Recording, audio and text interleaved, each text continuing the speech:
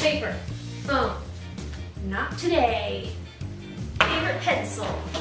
Okay. We're gonna write. And ideas.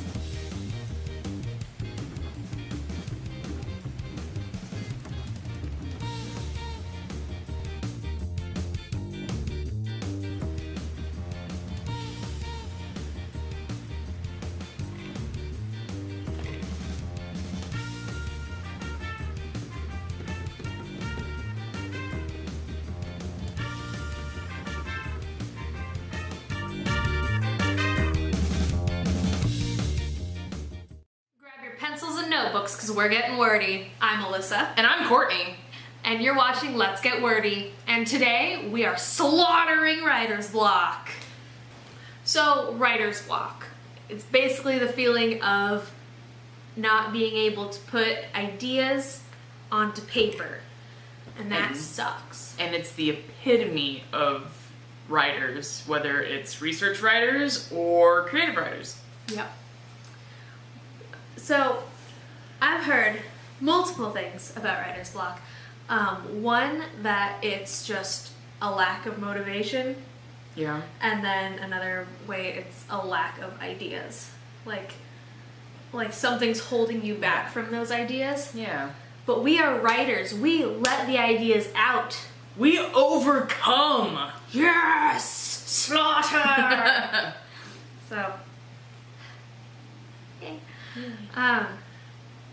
So, how do we slaughter writer's block? Well, we got a couple ways for you. And, Ooh. you know, these are just our advice and just what we have kind of found that has helped with, you know, our little literary community and what other people have said, and a little bit comes from the internet as well. And we figured, hey, these would be some really interesting ways to help combat writer's block.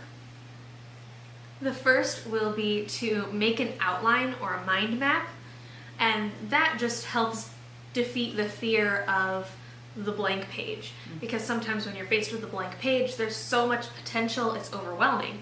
But this way you have kind of an idea and a map to follow, so you're not just completely stranded. Yeah, and also it kind of shows you what your next step will be. With the mind map, it kind of helps it it helps with kind of like visual people, you know, they can see where their story will go.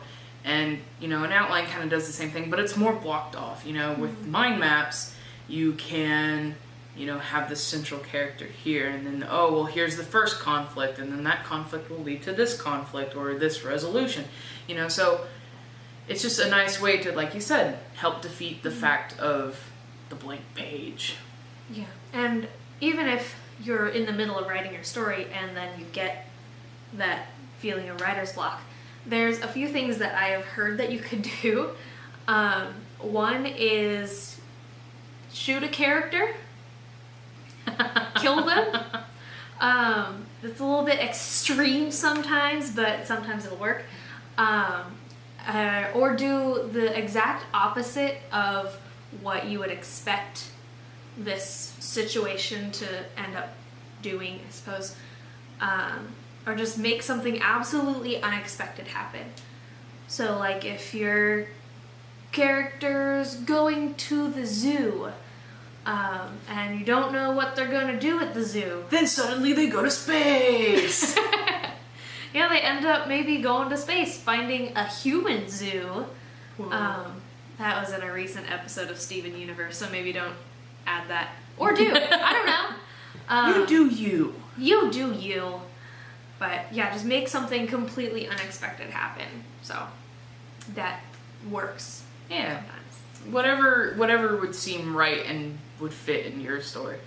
Another way to help, you know, slaughter writer's block is to read more. Now that kind of sounds a little bit not quite redundant, but it seems a little counterproductive. Yeah. You know, I need to write more, so why should I read more?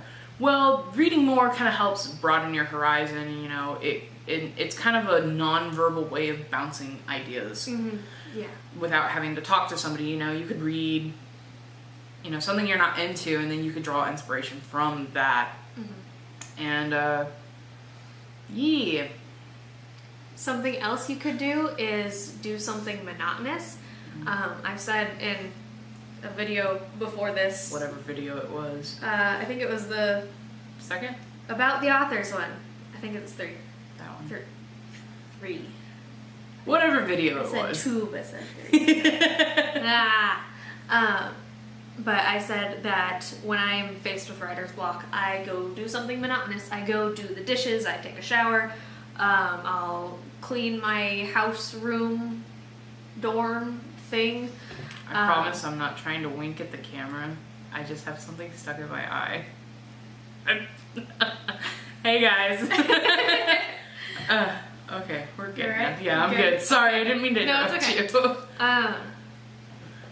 But yeah, I'll just do something monotonous, and that way it's cooking in the back of my brain, and I don't really have to focus on it. And then every once in a while, not every time, but every once in a while, an idea will pop up. Yeah. And it'll be great. So And sometimes along that line, you could do research for your story. And granted, if you're really enthused about your story, it's not necessarily monotonous for the research or the research you're trying to do for the story. But look up some weird stuff, some stuff that you've had questions about for a long while, and you could just be like, whoa, what does this mean? And just read through stuff on the internet. You know, that's kind of monotonous in the way you're just kind of sitting there scrolling through. Yeah. Creating deadlines. That also kind of sounds like it's counterproductive. Well, it'll take forever to write this novel and da-da-da-da-da.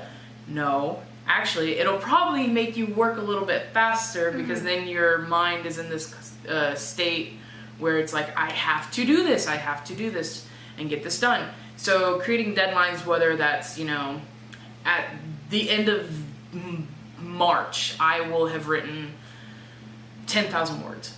Make the deadlines like goals. They're reachable and obtainable. You don't want to be writing 50,000 words by the end of the month. That's a little ridiculous, even though some people do it for NaNoWriMo. But, do whatever works within your sphere of comfort. And like I said, that could either be, give yourself an entire month deadline, or setting a timer on your phone or your laptop or wherever.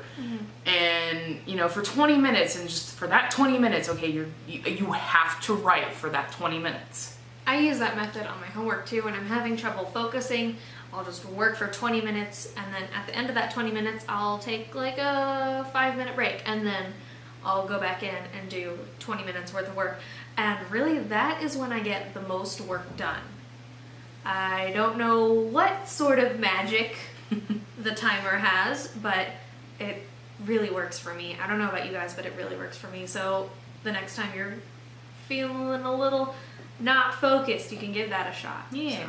I wonder if that's because our brains have been like preconditioned because of all like the standardized tests and stuff that we've had to take throughout school. It's timed, so we have to focus on it. That might be true. Yeah. I don't know. It just gives me some flashbacks there. But yeah, okay. Deadlines. Do them. Hey. Another thing you could do is just write what you feel like writing. I mean, there's sometimes where you're just like, I don't want to write this story anymore. You can push through it, or you can take a break from it and move on to this other thing. And in the process, you might get another idea for this other story that you've been working on. So I've done that. Yeah, it works. I have too. But also, branching off of that with writing what you feel, if you're attempting to start a completely new story, but you only have an idea for how the story will end, write the ending, because that's the one you've thought about the most. And then you can kind of like backwards track through that. Or if you know how a specific scene in your story will play out, write that. And then, just kind of fluff it. That's usually how I start my stories, is I know what the ending is before I even start writing it. So I'll write the ending usually, and then I'll work my way up from there. I haven't done that this past story that I've done. It's still in the process, but I kind of know the direction I'm wanting to go, so I'm just trying to push my characters in that direction. I've written... Did I write the climax? I don't know if I wrote the climax. something leading up to the climax I definitely wrote. So, but yeah, it helps. Yeah. It helps to know where you're going. Oh, weird. Somebody just crashed. Hello. The most important thing to do when you're faced with writer's block is just to keep writing, no matter what that is. Just try to push through and just keep going, because no matter what you write, as long as you're writing, that is all you need to do. Really. Write in wingdings. I mean, if it helps, it helps. Just write in wingdings. You don't know what's being said except for, you know, what you're thinking you're typing, but hey, it's something on the page, and it gets those finger and brain juices going. You could even make up a secret code. Yeah, that would be fun. Hieroglyphics too. Yeah, that'll be fun. Somebody please do that. That would be so cool. Yes. Speaking of writing, which is what we always do all of the time, Always. we have some prompts for you. Yay! So you can defeat writer's block, and you can have a prompt. That's also something that defeats writer's block. Yes. Prompts. It just So we're helping you out here. you don't have an excuse. Yeah. You want to do the first one? Yeah, sure. Okay. Okay, so our first one is use these 3 objects. Now they can be used in any sort of way, you know, as always, whatever format, style, genre, whatever you want. The 3 objects are a shoe, a squirrel, and coffee. Hopefully not within, like, oh, how cute would that be if there was a squirrel wearing a shoe drinking coffee? Oh, or a squirrel sitting in a shoe just drinking its coffee. It'd be so cute. Oh, Her Patronus is a squirrel. my Patronus is a squirrel. It's A really- red squirrel. It's so And it was so cute. Oh my god. Okay. The next prompt we have for you. Okay, let me preface this by saying I have a bunch of like word magnets for magnetic refrigerator poetry.